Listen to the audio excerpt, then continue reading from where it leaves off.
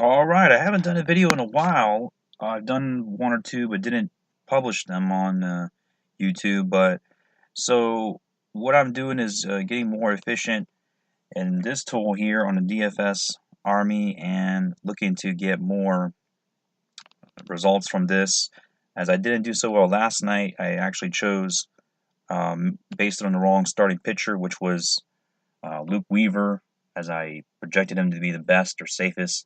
But something happened with that last night. I'm not sure exactly. And but the other day I did very well in a tournament, stacking the Washington Nationals, and had a amazing profitability there as they scored 25 runs. So you just got to catch the right team the right night.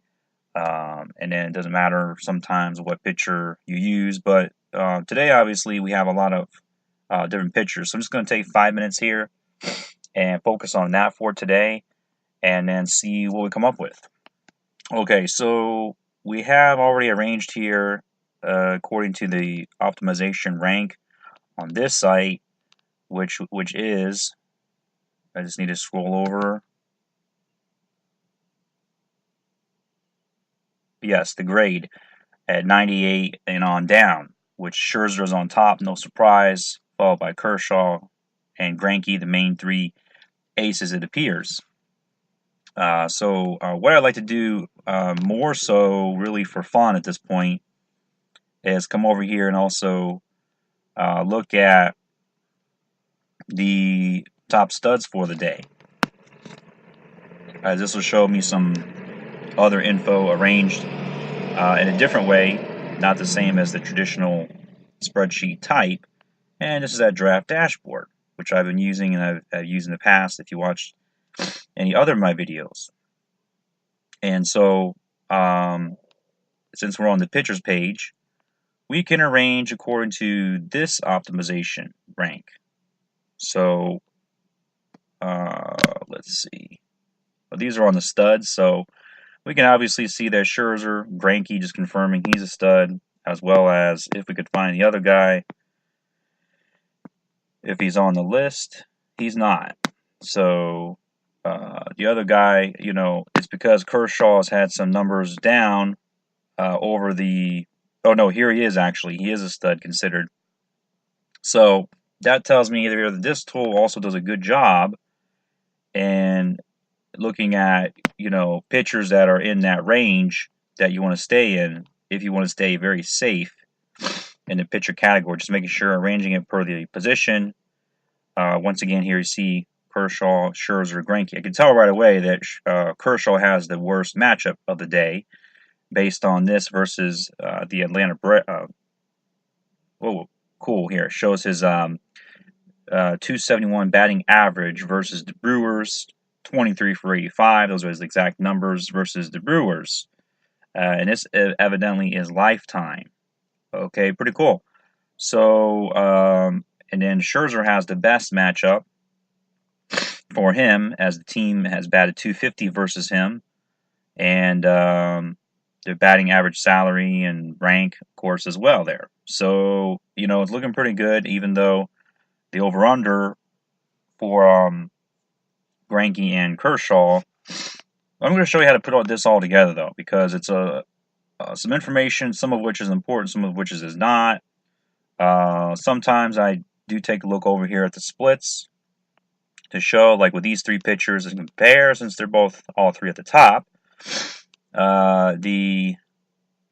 is cool here, of course, versus lefty and righty in that sense of a split. As you can compare these three numbers, Scherzer has a great K rate versus righties, notable there, and the best versus lefties as well. So proven to be the best pitcher on the day.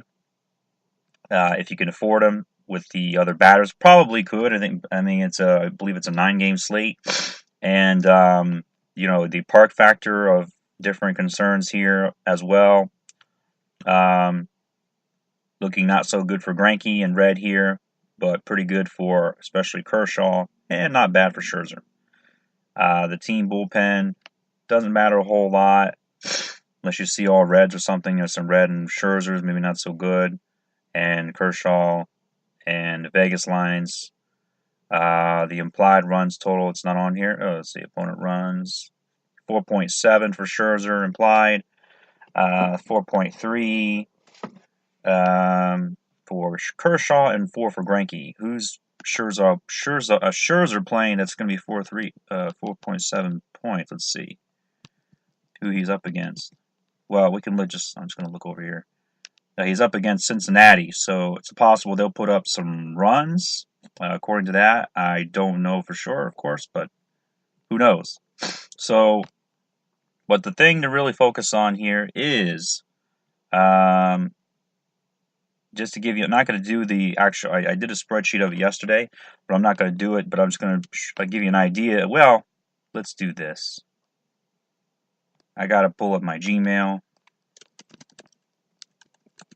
because I didn't keep it in this format, but I just emailed it to myself, because for me it's convenient, as I've done so, to keep players in my mind and my head as the best options throughout the day, as I think and things change throughout the day. Right now it's very early, and it's before 4 a.m. just to see. So here's the example coming up. Here we go. So I emailed myself list based on hitters, ISO. That's important as you get the idea there. The isolated percentages. This is the highest or hottest players that I had from yesterday. As I looked those up on the spreadsheet. But then, here we go. An example from yesterday shows how I split it and sorted it out. Obviously, it came up with Weaver, who only pitched a couple innings. Now, there's a reason for that, but based on his salary, his strikeout score, which I gave 4.75. I'll show you how I got that real quick. That's most importantly. Obviously, runs, you can put in the line total, and I like to put the negative 127, for example, he had yesterday, and then the runs implied for the opponent, only 3.81, which is good, but he played Colorado, and he didn't do well, obviously. And the DFS grade, or the Army grade of, in his case, was 68.8. All right. So I just arranged it. I figured, not Josh Hill, the pitcher for the Dodgers, was too expensive based on his strikeout, his line, and the opponent team runs in the matchup versus Milwaukee. So here's how the professionals actually come up with it, at least the one that I know of that I'm learning from to get more and training as far as that goes. So you take what is here, focus first on the strikeout percentage real quick. I didn't want to take more than 5 minutes, it just runs over a bit, but that's fine. Make sure we get it is more important. Yeah, 17, 18 strikeout, that's K percentage, sort of ascending. Obviously, Scherzer is going to be at the top. So we take 344 and we add in this over here, which is the opponent hitter's K percentage versus hand, sort of descending.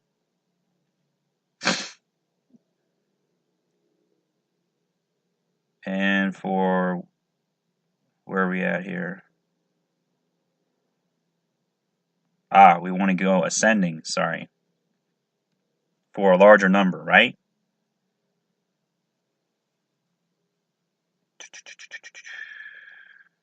Make sure that's not making sense for some reason.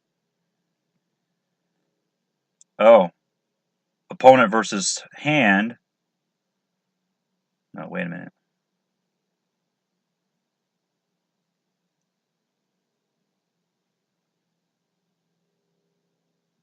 It is sort of descending.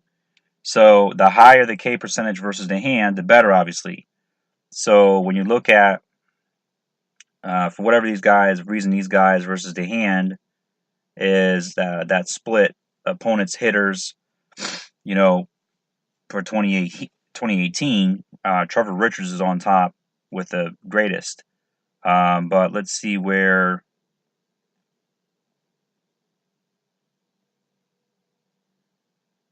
Scherzer is. He's at 21.3. So what you do is you add 213 plus his K percentage of 344. Let's see what that is real quick.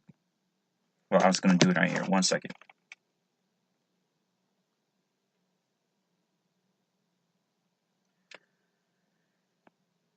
So that we don't lose our, I know it's difficult sometimes to lose our place here. So 231 plus the K percentage of 344. And that's fine at 575. Compared to yesterday's guys, the strikeout scores were didn't reach that high at all. So showing that he's still a good pitcher based on this info. As a main indicator of upside, it's important to have scoring, from your pitcher. Get some strikeouts, of course. Quality starts as well. Win, always good. So no pitcher had as high. Hill had a 503. So now comparing it, Scherzer does have a 575, higher than all the guys yesterday's, of course. So that's what we're looking at. The info matching up, using that his regular strikeout percentage for 2017 and 18, and also the opponent for hitters, their strikeout percentage, just meaning that, remember, see, Scherzer has a better matchup versus Cincinnati. So, and there's some mix-up, of course, mixes, versus, with the trades and all that. That team, I don't know if they made a lot of trades or anything. I don't believe so. So, the 21.3% strikeout percentage is obviously not a lot. So, you got to look at these other guys as it not being a whole lot of difference, but 25.8%. Interestingly, for Trevor Richards, he could be one of your tournament sleeper picks as you add his up with his regular. So just discover things as you go, like I just did. Even though his grade he's not highly optimized at 39.3, but his 2017-18 strikeout percentage is only 20%, compared to, let's say, Greinke's is 26%. So if that means exactly anything, I'm not sure yet. Probably take some more research, but as you see, we have all the info here. I can compare here and look at my pitchers, of course, just to wrap this up for now, to give you an idea of how to come up with those, the position optimizer for pitcher, and see here what we're getting. Okay. Put these in order.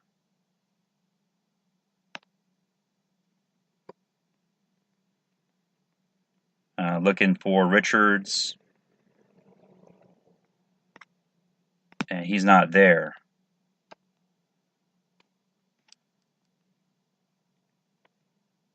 So we're missing Trevor Richards. What team is that? He plays for Miami versus Philadelphia.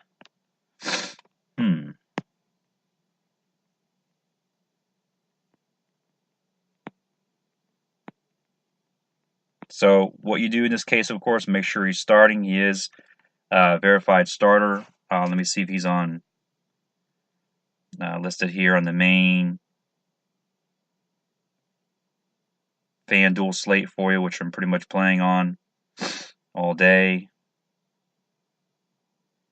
And looks like no, he's not. So we're not going to be concerned with that pitcher for the day, mostly, unless you're playing maybe an earlier slate. But that gives you an idea, if that was the case, where to find some steals and deals on the pitchers today. Maybe Andrew Cashner. But what I should have done here first is take these out, about a quarter. You can sort them out by the time zones, time slots, and get it rolling that way. So that's for the pitchers for the day. You have some variance, some breakdowns, spread out your lineups, make as many lineups as you can, spread them out.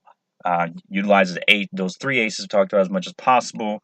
Pretty much safe to say, and look for when the sleepers that way, pitchers, and good to go. Thanks for watching.